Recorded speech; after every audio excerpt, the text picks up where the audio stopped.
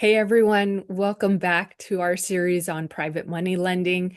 I'm Bridgette and we have Wendi with us and super excited to bring us back into our topic of private money lending. And with Wendi's background, we're going to cover some topics, some basic topics for this second conversation that covers basic terminology so that we could prepare ourselves to learn more about private money. And welcome again, Wendi.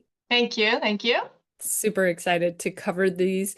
There are so many buzzwords and things that if you're not familiar, wonder what does this mean? How can we understand these transactions and what we can do with private money? And so would love to kick off our conversation with some of these basic terms. And what's interest rate?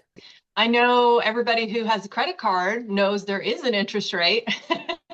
True. They may not like the interest rate on their credit card, but interest is the cost that you pay to borrow somebody else's money.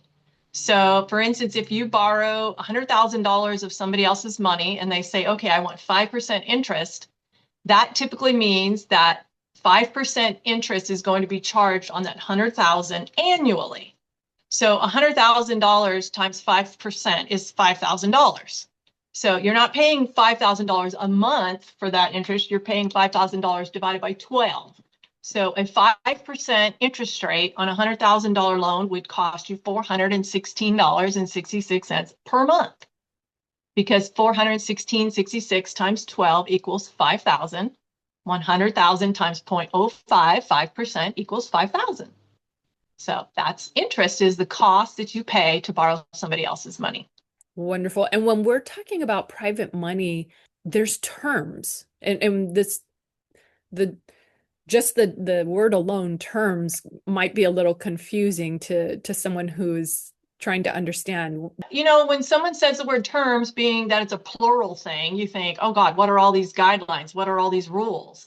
Really, just the word terms means how long are you going to do this loan? What is the term of this loan? It also includes the interest rate. It includes the rules about, paying it back. But generally, when you think of term, you think, what is the term of the loan? Is it a 12-month loan? Is it a 24-month loan? How long are you willing to let your money sit out there? And how long do you want to get those interest payments paid to you? What's normal? What have you seen with your experience? Terms I generally. wouldn't say there's a standard, because yeah, every deal is different. I mean, a fix and flipper might only need the money for 4 months, 4 to 6 months. Somebody who's doing a sober living that has to go in and like gut a place and add bedrooms and do all that renovation is going to be involved in a much bigger project. So they might need, 5, 7, 9 months. Typically, deals are written for a 6 month with the possibility of extension, or they're written for 12 months, just flat. And often 24 months. Many of the deals that I do are longer term and they're 24 months. And there's even more that I'm thinking about because we'll get into some of these other topic terminologies and so forth, but we've got a long list to go through. So we're going to move on to the next with points. For those not familiar, what does the term points mean when we're looking at these transactions? Okay, points are really simple. When the person is about to lend you money and give you the loan, you come to them because you want the loan. They often want a fee just for making the loan. Has nothing to do with the interest rate of the loan, nothing to do with the term and how long the loan happens. It is simply just a fee that you pay up front for the loan.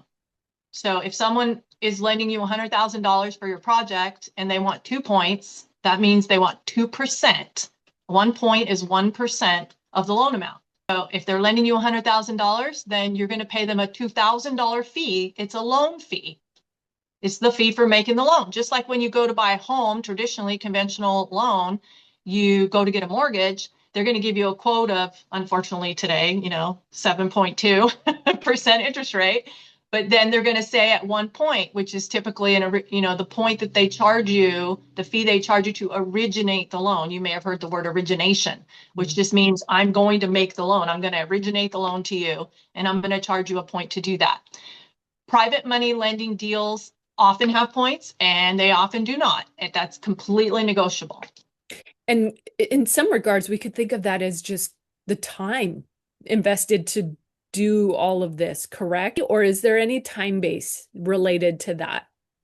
It is a flat fee, but when you talk about the time, you got to think about all the time that it takes to underwrite the deal. Because you don't just drop a file on my lap and I go, okay, great, stamp, here's your $400,000. I have to do a lot of work to look at the property, look at the person asking for the loan. What's your track record? Have you ever done this before? Do you have contractors lined up? Are your ducks in a row? Are you organized? Do you drink too much? I want to know, who I'm dealing with. So the flat fee essentially is a fee to have the privilege of borrowing the money. And also it's to pay the lender who has to do all the underwriting to make a decision of whether or not this is a good loan. That's the due diligence that we were talking about too. The other day we mentioned due diligence, really just typically, you could say due diligence is the underwriting, is making sure all the ducks are in the row. For instance, if someone comes to me and says, I want a loan 200 miles away from me, I need somebody to have boots on the ground to go look at that house and make sure that what they're doing is what they're doing. And then that house is there, and, look at the deed and make sure who owns the house. And there's a lot of background stuff that goes into that. So don't think of it just as, I have to pay the lender because the lender has the money. It's really a fee for the privilege of getting the loan, and for proving that you qualify. Mm-hmm. Right. That you're a good risk to lend to. Right. Is it almost like earnest money when you're buying a property where you're kind of saying, hey, we're putting the skin in the game, right? We're going to use that terminology, I think, a little later, that we will define. But essentially, having points is just saying, hey, I'm willing to pay to play, at least at this point, because I I need. guess you could think about it. You could think about it that way. When you go to buy a house, typically you tell the agent, yeah, we like this house. We want to put an offer. Here's our earnest money, 2, 3, 5, 10,000, whatever that you're putting up, just to show the seller, look, we're serious. We're ready to put money into this. We're ready, to start paying for inspections or whatever. I guess you could think of it the same way. I really just think of it as kind of the fee to, get the deal underwritten and turn it into a loan. Because Okay. that takes time. That Yeah, takes time and effort. absolutely. And that is a valid point of just the time and energy effort put into it. It's not just, oh, wonderful that now you're kind of just giving away your time to Yeah, evaluate. no investor can do that. We don't have time to do that. We We need to don't. spend our time investing it to make money. Right. So that was super helpful to kind of dive into the points and what does that mean.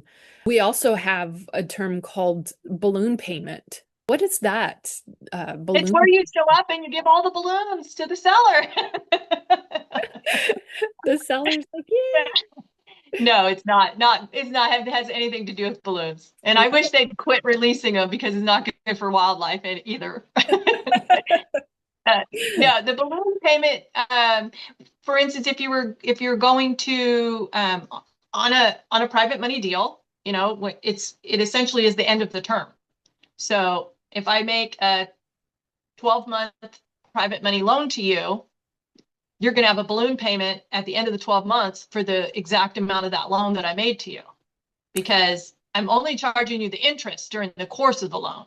So if I made you a $100,000 loan in January 1st and I told you a 12-month term, we agreed on 12 months, then at December 31st, your balloon payment's due. You need to pay me back the $100,000. In the interim, you happen to have also paid those interest payments each month. And even that, the monthly interest, that could also be negotiated. Where I've seen, for example, it could be paid out quarterly, or it could be paid out at the end of your loan with that balloon Absolutely. payment, right? So those timing, all of that is also negotiable. Where at It, the tail end, you could have all of it due at the end. it is. And typically, think about that. Take a moment to think about that. If you're borrowing the money and you're not willing to make the monthly interest payments to the lender, so the lender doesn't get income from making the loan, then the lender has to get something else in return to induce them to want to make that kind of loan.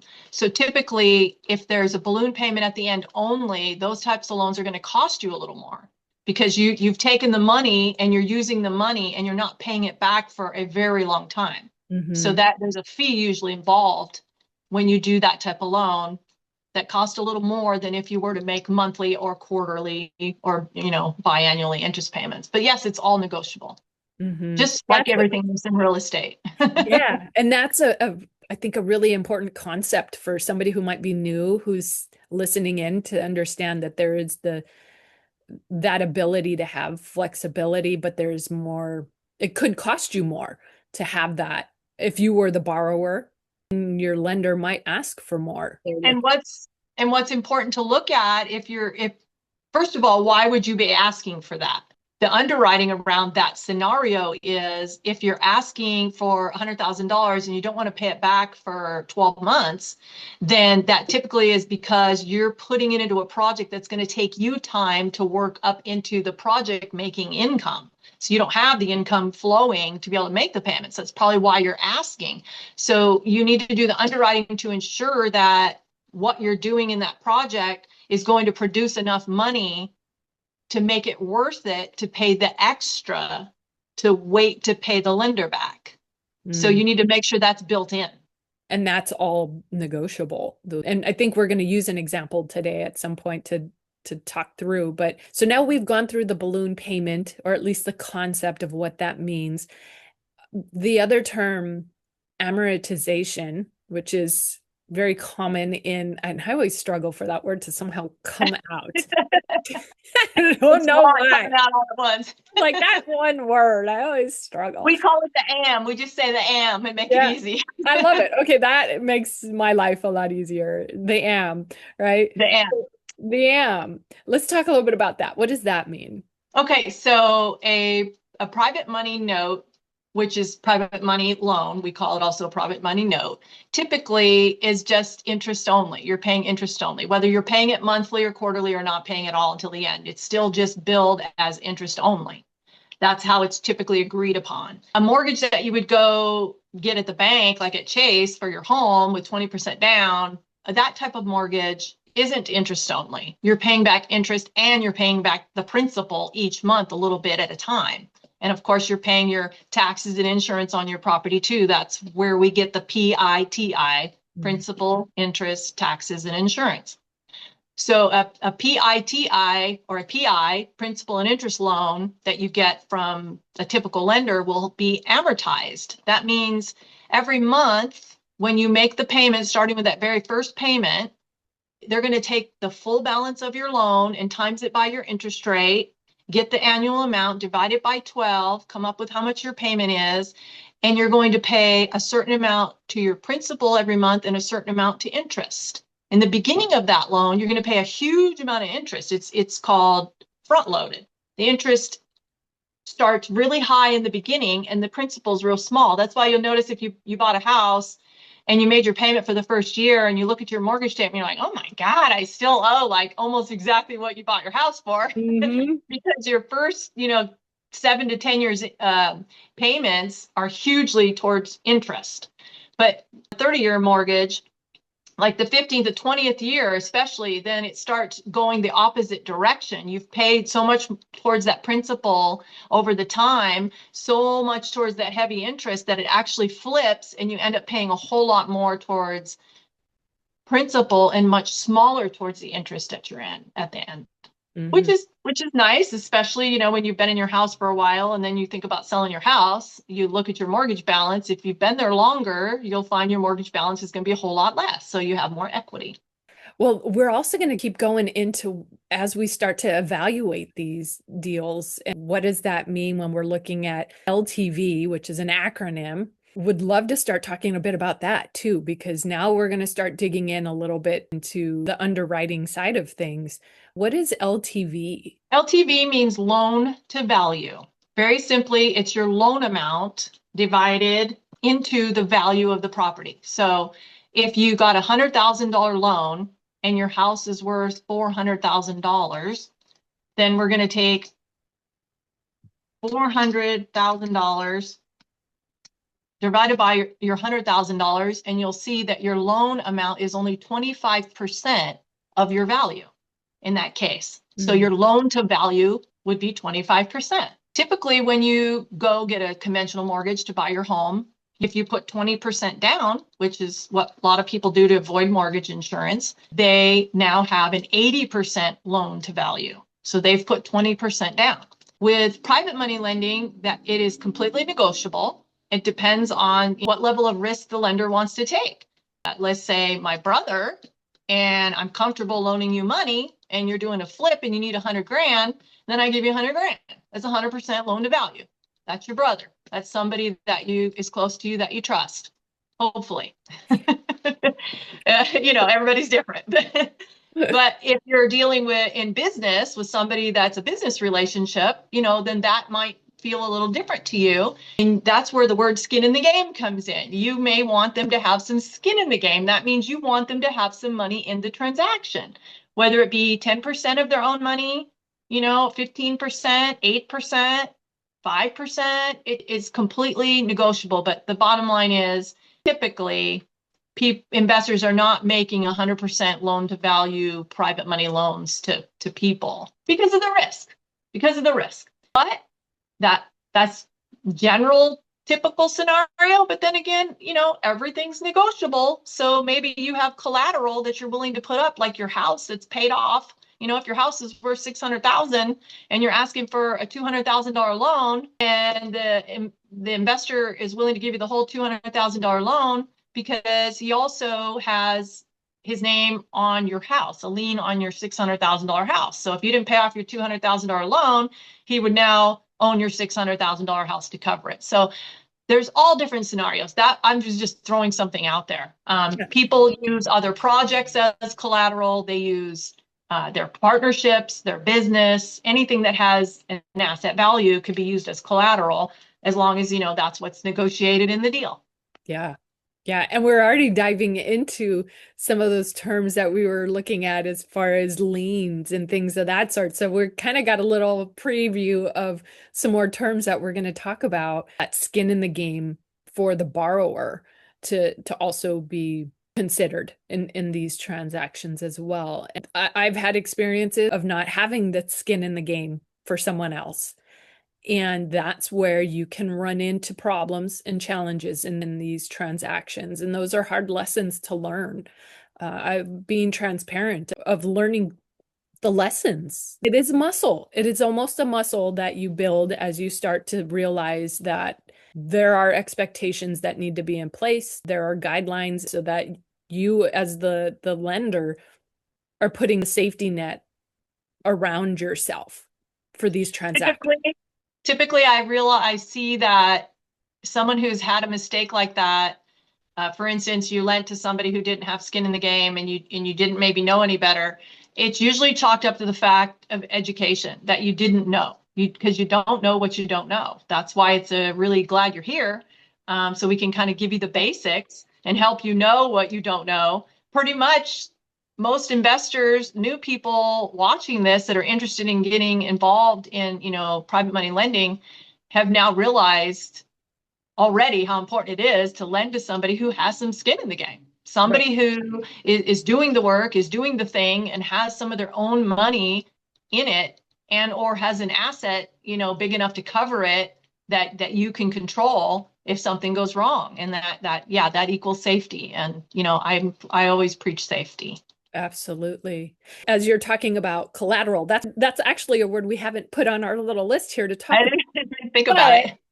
But it is a very valid word. What is collateral and that lien position? Maybe we can merge those two together. Concept of, okay, I've got a property as collateral. What position am I in with the lien?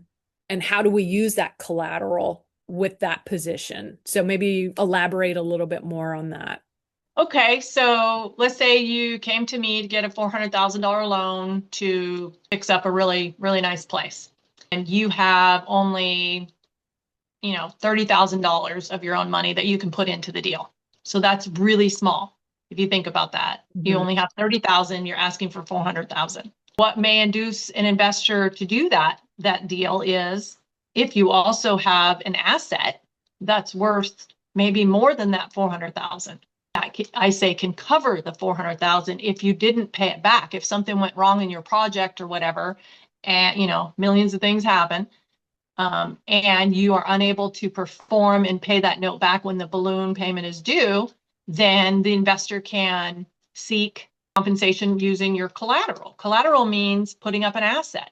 Your collateral could actually be, your, $60,000 motorhome, your car, your motorcycle, your boat. It doesn't necessarily have to be a piece of property. It needs to be something of value that the investor is willing to accept in case something went wrong, where they could, look to that to be made whole again. Often in these types of deals, people are using their other real estate. So it is difficult to get your first lend when you're new. Typically, people that I see, have experience doing it and they own other real estate. Mm-hmm. They may not even own other real estate free and clear, but they may have enough equity in the other real estate to cover it. That's collateral. And then what was the other one we were discussing? The other Lien word? position. Oh, Yes, lien our position. lien Okay, I position. forgot. A lien means pretty much it's a piece of paper that's recorded with the county, the county recorder that says, I have an interest in this project, in this property. So if I lend you $300,000 to do a flip, then on that address, first of all, I need to make sure you own it, that you have control and ownership of the property. And now that I know that you do have control and ownership, now I record a lien against that property, which would be the promissory note that you signed agreeing to pay me back because I invested in the property.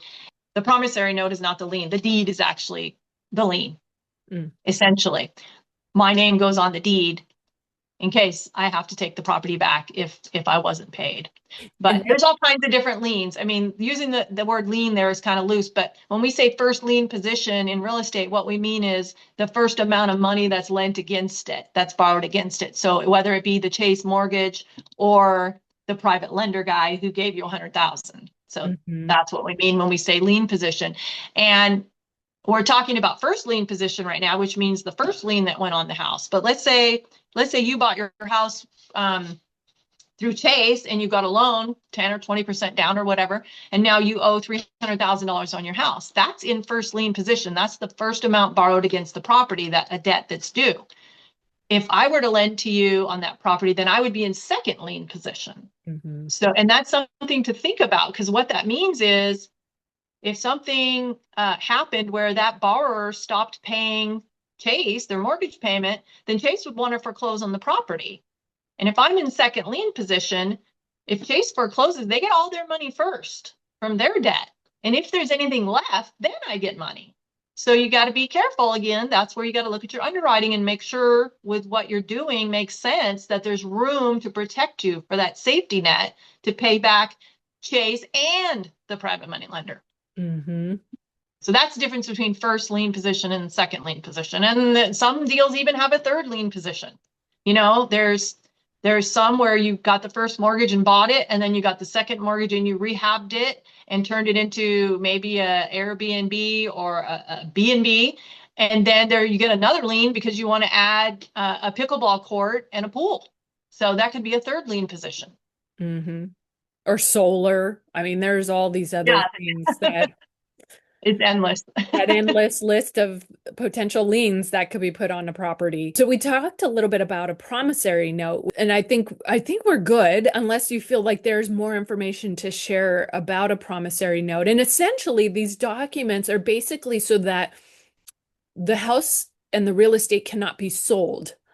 Right. So maybe we could elaborate a little bit about what that protection is.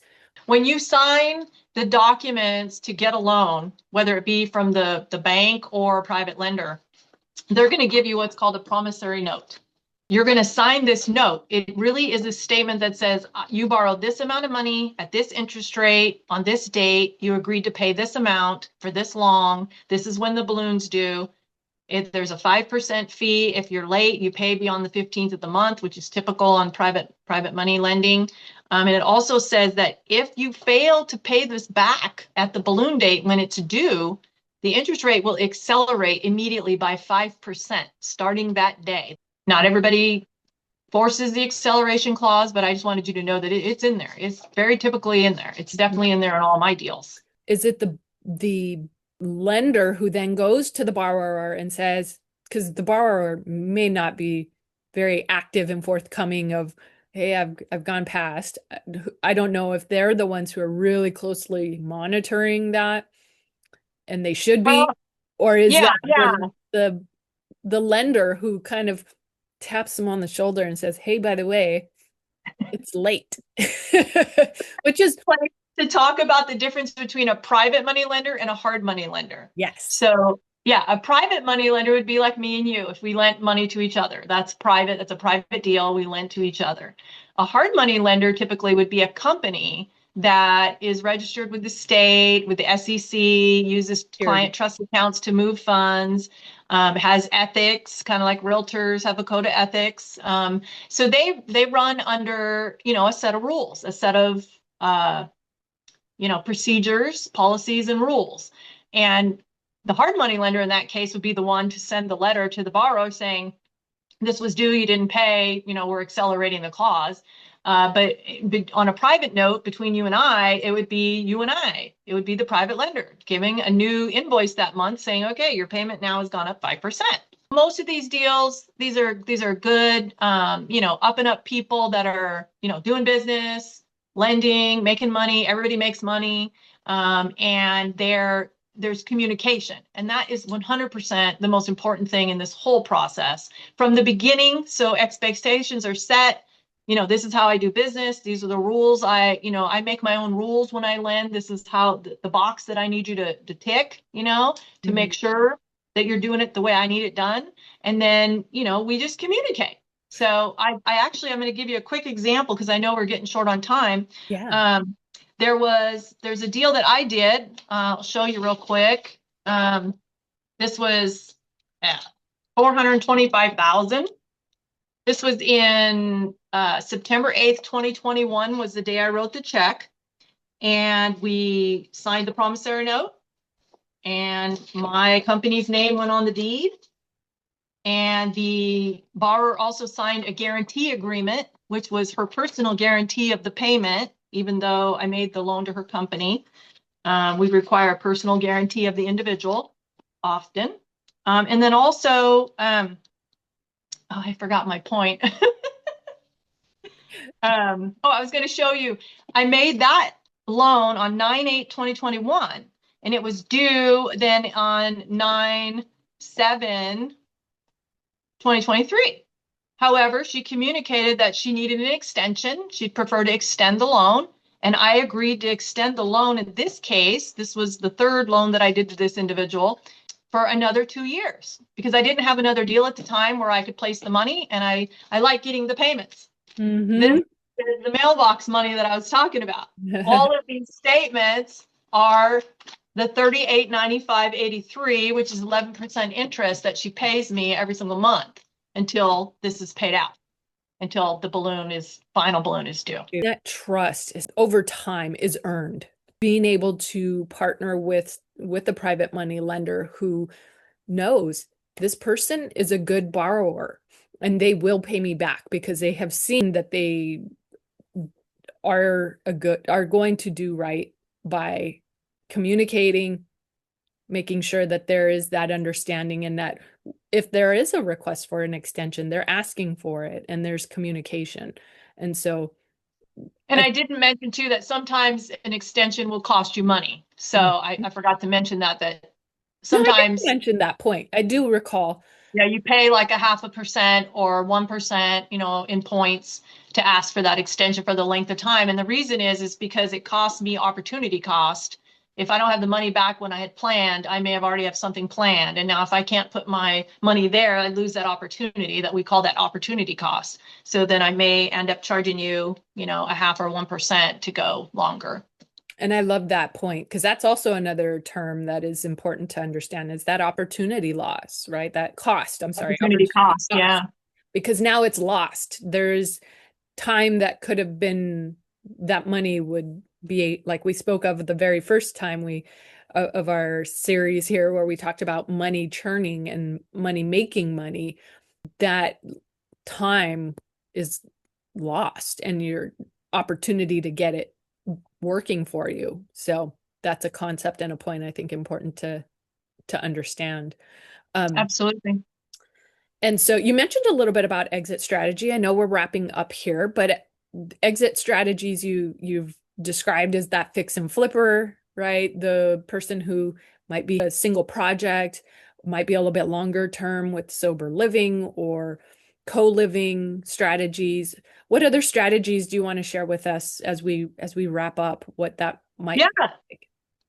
Some people may even want to just buy and hold. Maybe they're trying to build their portfolio and they can't necessarily qualify for a typical conventional loan, or they found the opportunity and need the money fast. That's typically why you use private money. You get it fast. We can do this in typically 4 days.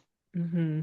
So it's either you can't qualify or you need it fast. Those are the general two reasons why you go to private money, or you just want to use somebody else's money, which sure, we all want to use other people's money. Yeah, maybe you want to buy and hold. So you use the long, the private loan to get into it because you need to get into the deal because the deal's sitting in front of you and you need money now. So that's where the fast comes in. And then you buy it, do the fixing up or whatever, and then you rent it, you get the renters in there. So in that case, you would often then need to refinance the loan when this balloon loan came due, when the balloon payment came due, so that you could, hold it. You bought it and now you need to refinance so you can hold it. So, you're typically either flipping, renting, turning it into a sober living, or, a home for, often there's also operators out there that do homes, for disabled people where the government ends up paying, their rent to you to have those people living there. And in that case, there's a manager. I've done some of those too, where there's a manager in the home. I can't remember what they call that home right now. It's not coming to me, the word, Not but transitional, is it? something like that. That's typical what it means. I can't remember what they called it, but I know I have funded a couple of those over the years too.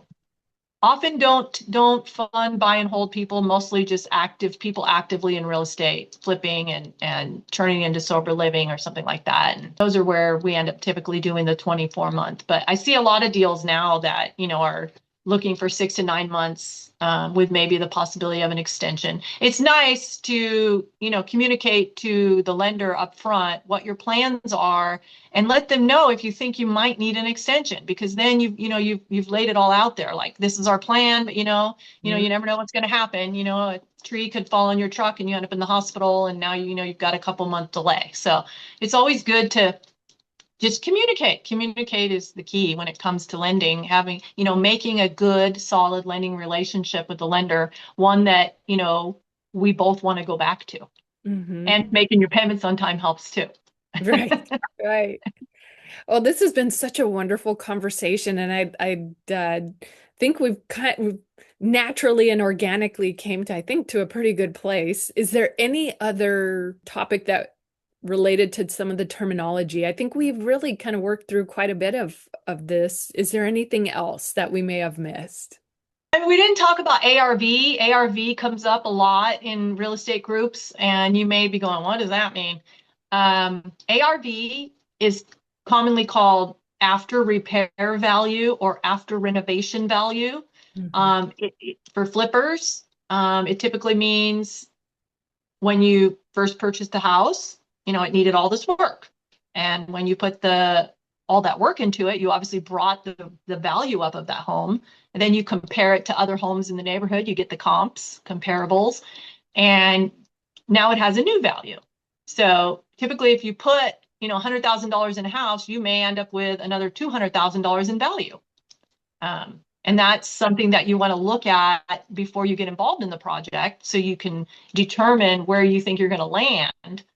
And then, of course, that will help you determine how much loan to value you're going to need to make it into a certain value later.